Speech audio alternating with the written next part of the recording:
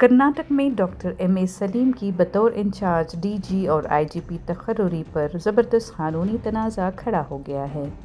معروف وکیل advocate اماپتی S, سدھا کاٹوا اور اکھل بابو نے حکومت کرناٹک اور یونین پبلک سروس کمیشن کو ایک تحریری میمورنڈم پیش کیا ہے، جس میں اس تقرری کو سپریم کورٹ کی ہدایات کی خلاف ورزی بتایا گیا ہے۔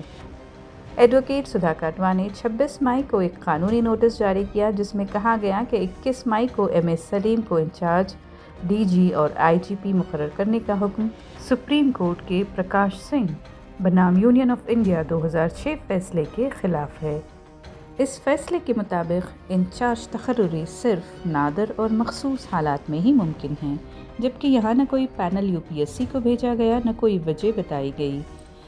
میمورنڈم میں سلیم کی تقرری کو فوراً منسوخ کرنے، شفاف اور میرٹ پر مبنی تقرری کے عمل کا آغاز کرنے اور سپریم کورٹ میں رپورٹ جمع کرنے کا مطالبہ کیا گیا ہے۔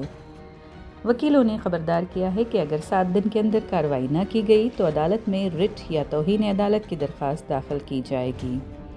یاد رہے کہ ڈاکٹر ایم اے سلیم فی الحال سی آئی ڈی، اسپیشل یونٹس اور اکنامک افینسز بنگلورو کے ڈی جی پی ہیں اور انہیں 21 مئی سے ریاست کے پولیس چیف کا اضافی چارج دیا گیا ہے، جبکہ آلوک موہن سبکدوش ہو گئے تھے۔